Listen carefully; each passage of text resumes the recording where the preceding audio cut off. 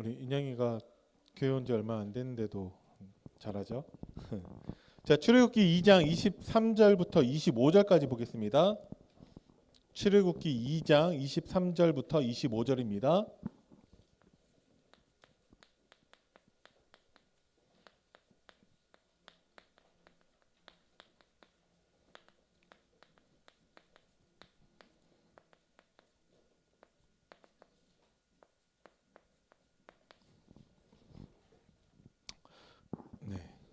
다 찾으셨으면 우리 천천히 합독하도록 하겠습니다. 시작. 여러 해 후에 애굽 왕은 죽었고 이스라엘 자손은 고된 노동으로 말미암아 탄식하며 부르짖으니 그 고된 노동으로 말미암아 부르짖는 소리가 하나님께 상달된지라. 하나님이 그들의 고통 소리를 들으시고 하나님이 아브라함과 이삭과 야곱에게 세운 그의 언약을 기억하사 하나님이 이스라엘 자손을 돌보셨고 하나님이 그들을 기억하셨더라. 아멘. 자, 우리가 지금까지 교재 첫 번째를 통해서 창세기를 다 봤고 이제 우리는 무엇을 보냐? 출애굽기를 봅니다. 출애굽기. 애굽기. 기는 기록이죠. 애굽에서 나온 기록을 말합니다. 그죠? 그러면 애굽에서 이스라엘 백성들은 뭐였냐? 노예였죠. 그죠? 노예인 이스라엘 백성들을 하나님이 은혜로 애굽에서 나오도록 노예에서 해방을 하신 내용이 출애굽기에 있습니다. 그죠? 네. 이것은 구원을 말합니다. 이스라엘 백성들이 한 건 아무것도 없어요.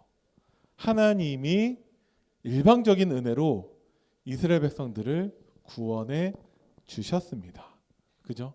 이거는요, 성경에서 반복되는 내용입니다. 애굽에 노예되진 않았죠. 근데 바벨론의 포로가 되거나 수없이 많은 나라들에게 공격을 당하고 전쟁이 일어나고 이스라엘 백성들은 우상 숭배하고 그런 것들을 통해서 끊임없이 계속해서 노예의 상태에 빠지게 됩니다. 그런데 하나님은 일방적인 은혜로 이스라엘 백성들을 구원하시죠. 그것을 나에게 적용해 본다면 어떻게 적용할 수 있을까요? 우리는 다 구원받은 하나님의 자녀입니다. 그런데 우리가 얼마든지 노예 생활을 할 수 있어요. 어떤 노예 생활을 할 수 있냐? 구원받았는데 온전한 예배를 드리지 못하고 구원받았는데 하나님 자녀의 축복을 누리지 못하는 종교 생활하는 사람들이 많이 있습니다. 종교 생활한다고 해서 예배 시간에 졸고 있고 교회 나오지도 않고 그걸 말하는 게 아니에요. 구원받은 하나님의 자녀라니까요. 어떻게 종교 생활하냐? 그러니까 예배 안 드리고 교회 안 나오고를 포함해서 그것까지 포함해서 예배는 잘 드려요. 근데 하나님 말씀을 붙잡지 않아요. 예배는 잘 드려요. 교회도 열심히 나와요. 그래 놓고서 내 힘, 내 능력, 내 노력으로 열심히 공부하려고 합니다. 종교 생활하고 있는 것이죠. 여러분들에게, 우리들에게 마찬가지로 하나님의 일방적인 은혜가 임한 줄 믿으시기 바랍니다. 그래서 종교 생활에서부터 벗어나서 참된 구원의 축복을 누리는 여러분들 되시길 바랍니다. 구원받으라는 얘기가 아니에요. 구원의 축복을 누리는 여러분들 되시길 바랍니다. 아멘. 자, 본론입니다. 첫 번째, 이스라엘 백성들은 애굽의 노예가 되었습니다. 어떤 노예가 되었죠? 출애굽기 1장 8절부터 10절 말씀을 보니까 거기에서 이스라엘 백성들은 정치적인 노예가 됩니다. 요셉을 알지 못하는 새 왕이 들어서요. 자, 출애굽기에 있었던 내용은 성경에만 기록되어 있지 않습니다. 세계사 속에서도 기록되어 있는 내용이에요. 왜 요셉이 애굽의 총리가 되었는가? 그때 내용을 잠시 말씀을 드리면, 애굽이니까 애굽 왕조는 어떤 사람이겠어요? 애굽인이겠죠. 이스라엘 사람, 이집트 사람. 그죠? 그런데 이집트는 고대로 비옥한 땅이에요. 이집트에 뭐가 있죠? 나일강이 있죠. 나일강 하류에 그 퇴적층이 생기면서 거기가 비옥한 땅이 돼서, 그러면 농사를 지으면 수확이 많죠. 강이 있으니까, 큰 강, 나일강이 있으니까 물이 많죠. 그러니까 거기가 고대 문명의 발생지 중 하나가 된 거예요. 그죠? 그러니까 그 비옥한 땅을 노리고 외부에서 침입이 있겠죠. 요셉 때에 애굽에 그 침입이 있었기 때문에 이방인 왕조가 세워집니다. 그렇기 때문에 이방인인 이스라엘 사람인 요셉이 애굽의 총리가 될 수 있었던 거죠.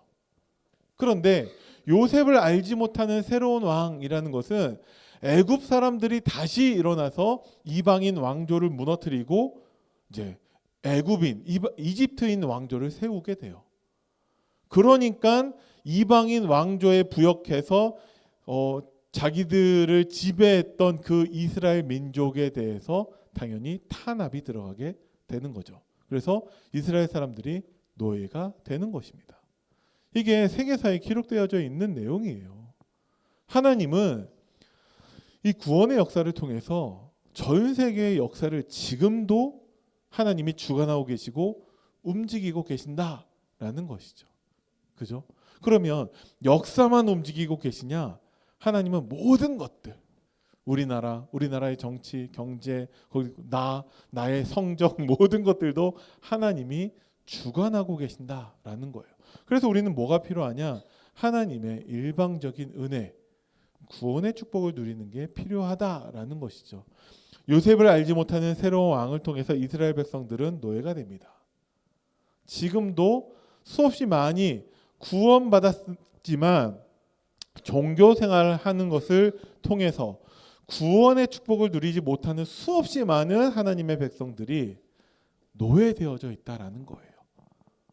정치적인 이유로. 여러분들이 세상에 나아갔을 때 만나는 사람들은 하나님을 알지 못하는 그런 왕과 같은 존재들이라는 것이죠. 그래서 우리에게는 하나님의 일방적인 은혜, 구원의 축복을 누리는 것이 필요합니다. 그죠? 1장 11절부터 14절 말씀에서는 경제적인 노예가 됩니다. 그래서 이스라엘 백성들이 열심히 일해요. 뭐 그 당시 피라미드 같은 거 만들고 뭐 그렇게 했다는 얘기가 있는데 열심히 일하는데 내 것이 아무것도 없어요. 왜? 노예니까. 그죠? 지금도 수없이 많은 하나님의 백성들이 저 세상 불신자들에게 대해서 종노릇하고 있는 것을 많이 보게 됩니다. 그죠? 이것이 이스라엘만의 문제가 아니라 우리들의 문제일 수 있다라는 것이죠. 그리고 1장 15절부터 22절 말씀을 보니까 거기에 뭐가 나오냐? 히브리 3파가 등장합니다. 그 히브리 3파를 통해서 사탄은 어떻게 하냐? 이스라엘에서 태어나는 남자아이를 다 죽이게끔 만들어요. 뭐죠? 사회적인 노예 생활을 하고 있는 것이죠. 반드시 무엇을 통해서? 문화를 통해서요. 후대를 멸망시킵니다. 그죠? 그래서 사탄의 문화는요. 후대를 노려요. 지금 일어나고 있는 많은 유행들에 대해서 어른들은 아무런 별로 감흥이 없어요. 사탄은 그 문화를 통해서 후대를 멸망시킵니다. 어떻게 멸망시키는 거예요? 구원받은 하나님 자녀인데 전혀 구원의 축복은 못 누리고 종교 생활하게 만드는 것이 후대를 멸망시키는 사탄의 방법이라는 것이죠. 그리고 네 번째, 더 심각한 것은 영적인 노예가 됩니다. 출애굽기 3장 18절은 여러분들 다 알고 계시죠?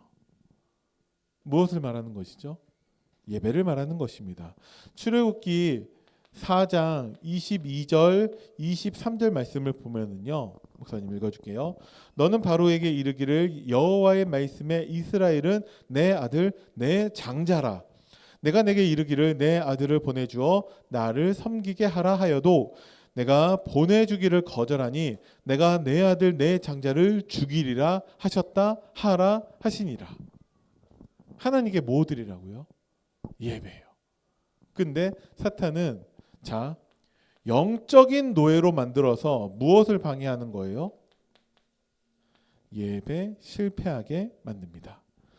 출애굽기 5장 8절 말씀에서도 동일하게 나오고 있죠. 또 그들이 전에 만든 벽돌 수요대로 그들에게 만들게 하고 감하지 말라. 그들이 게으름으로 소리질러 이르기를 우리가 가서 우리 하나님께 제사를 드리자 하나니. 그 제사 드리려고 하나님께 예배 드리려고 하는 게 지금 일이 너무 널널해서 지금 시간이 남아도니까 이들이 힘이 남아도니까 예배 드린다고 한다.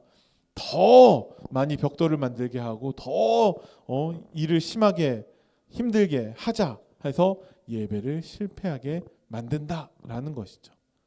이것이 이스라엘의 문제이기도 하지만 우리들의 문제일 수 있습니다.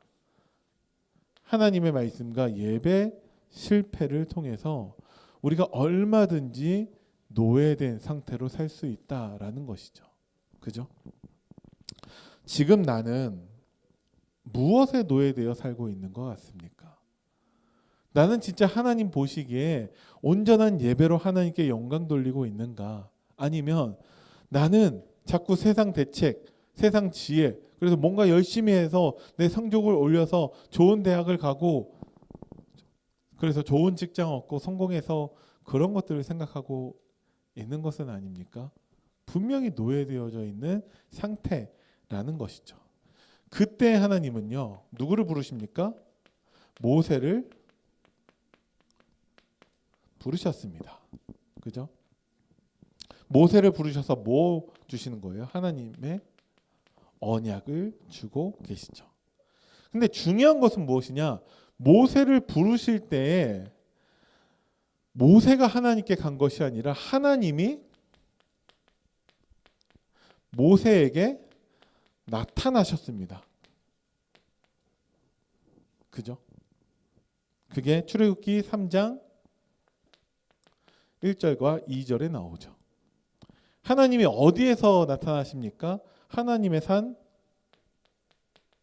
호렙이라는 곳에서 하나님은 모세에게 나타나셨어요. 하나님의 산 호렙산이라고 하니까 우리는 그런갑다 하는데 호렙이라는 뜻은 무엇이냐? 황폐라는 뜻이고 폐허라는 뜻을 가지고 있습니다. 하나님의 산 호렙인데 거기는 황폐했다는 거예요. 가꾸는 자가 없어서 황폐한 상태에 있는 것이 호렙이라는 뜻입니다. 그러니까 하나님의 산인데 참 목자가 없는 곳이라는 거예요. 거기에서 하나님이 임재하십니다. 어디에서 나타나시죠? 떨기나무. 대단한 큰 나무가 아니라 키가 작고 왜소한 나무, 볼품없는 아무것도 아닌 거기에 하나님은 큰 불이 아니라 불꽃으로 임하셨다라는 거예요. 세상이 보기에 이런 하나님이 얼마나 우습게 보이겠습니까? 세상이 보기에 이런 하나님의 자녀된 우리가 얼마나 보잘것없고 얼마나 나약하고 얼마나 무능하게 보이겠냐고요. 그렇게 보이는데 자기들과 똑같아요. 뭔가 열심히 노력해야 된다라고 하고 노력은 하는데 성적은 안 나오고 그런 게 우리들의 모습으로 세상은 보인다라는 거예요. 그죠? 거기에서 하나님은 모세에게 뭘 말씀하시냐? 나는 내 조상의 하나님이라는 것을 말씀하고 계십니다.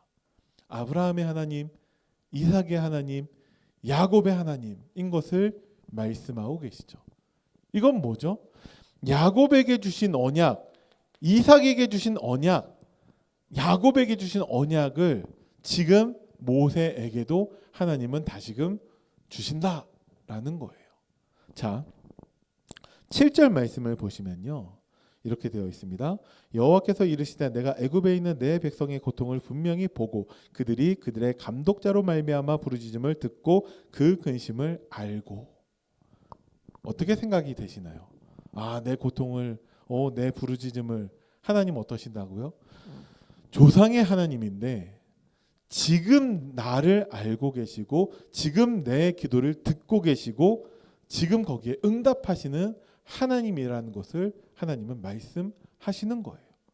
그러면 조상에게 언약을 주신 하나님이 나에게도 언약을 주시고 조상의 하나님이라고 생각되었지만 지금 내 부르짖음을 듣고 내 상태를 알고 내 필요를 채워주시는 하나님인 것을 우리가 바르게 알고 누리기를 원하신다라는 것이죠. 그런데 거기에서 안타깝게도 모세의 불신앙이 나옵니다. 여기에서 우리들의 모습을 우리가 볼 수 있어요. 출애굽기 3장 11절에 모세가 뭘 얘기하죠? 내가 누구이기에를 얘기하고 있어요. 모세는 누군데요? 이 당시 모세는요, 나이가 80세예요. 왕년에는 잘 나갔어요. 예전에는. 왜? 애굽의 왕자였으니까. 최고 대학에서 공부도 잘하고 성공할 길만 남았었는데 자기 민족이 이제 핍박받는 것을 보고 그것을 도와주다가 살인자가 되었죠. 그래서 도망자가 됩니다. 그 모세가 80세가 될 때까지 자리 잡지 못하고 다시 회복하지 못하고 그냥 장인 집에 얹혀 살면서 그 양이나 대신 쳐주고 있는 목자일 뿐이에요. 가지고 있는 재산이라고는 지팡이 하나밖에 없어요. 그런 모세를 스스로 알고 있고 하나님께 말하고 있다라는 것이죠. 하나님, 나는 안 됩니다. 하나님은 모세를 부르셨다니까요. 왜? 이스라엘 백성들을 구원하시기 위해서. 근데 모세는 내가 누구이기에를 말하고 있어요.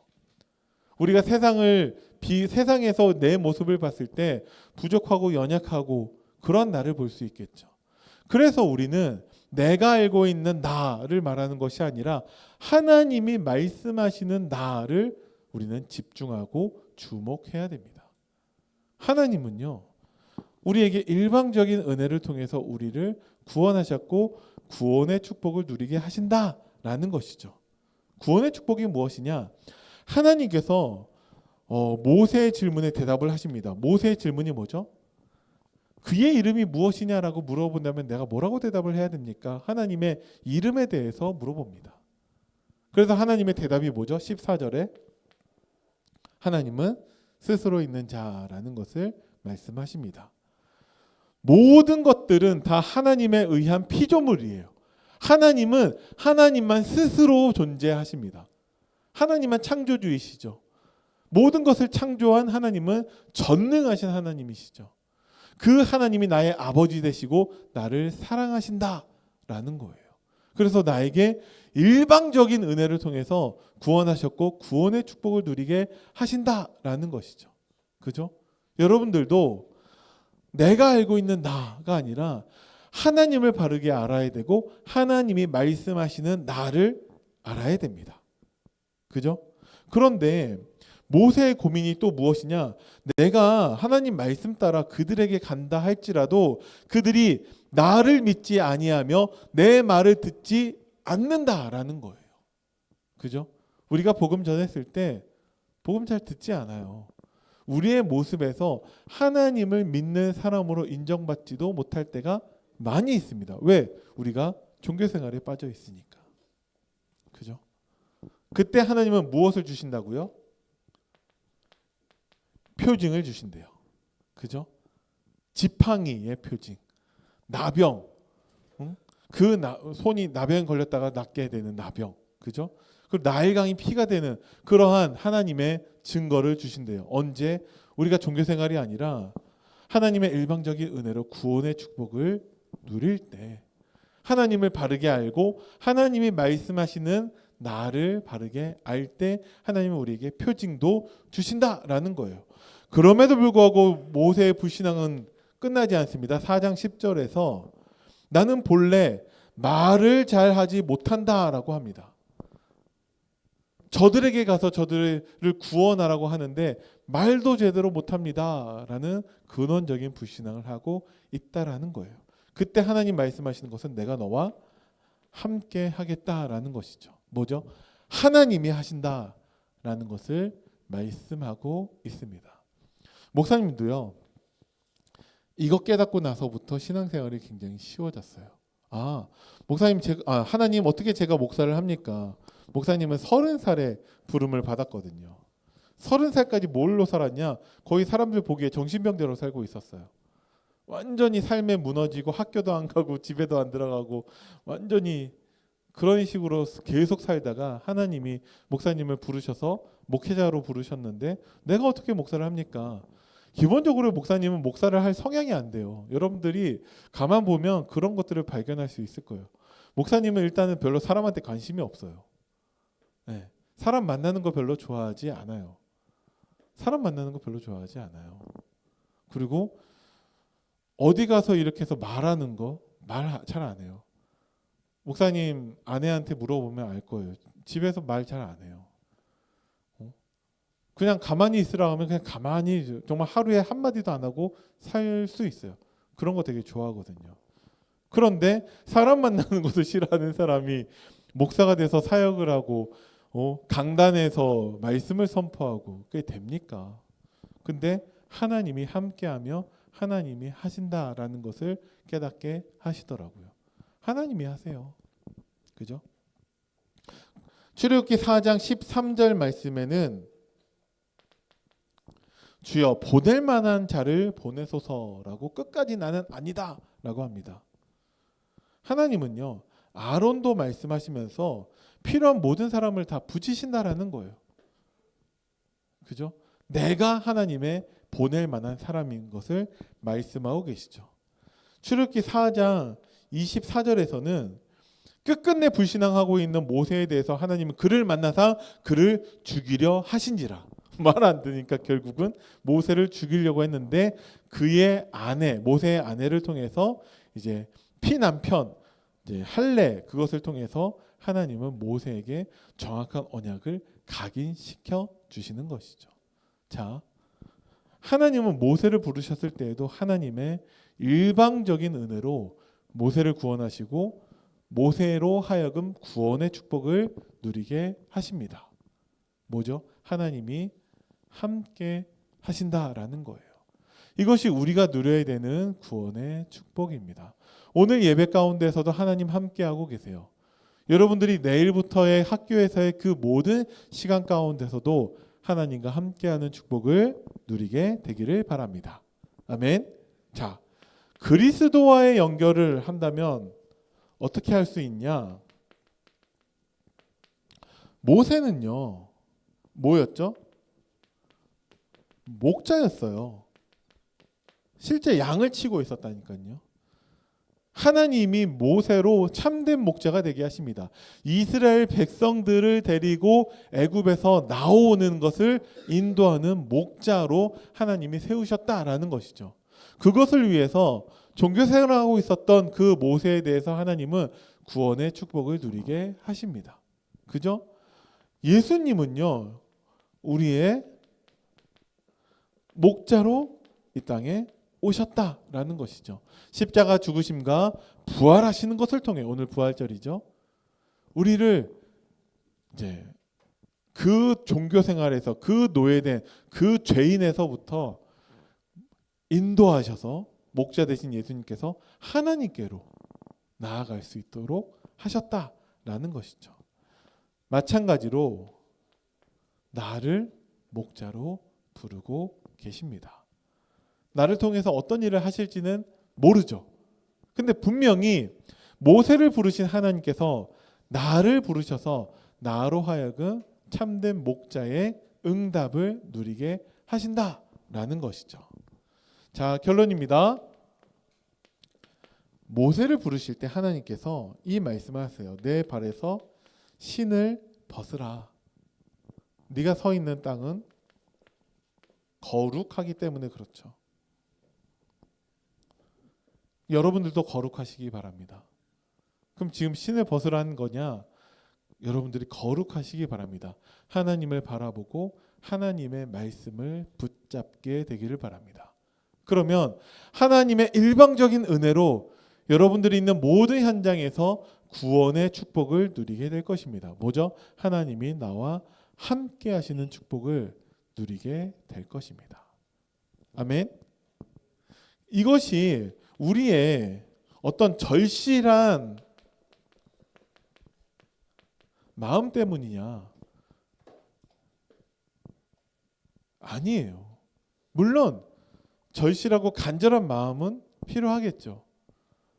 이스라엘 백성들의 고통 소리를 하나님은 들으셨어요.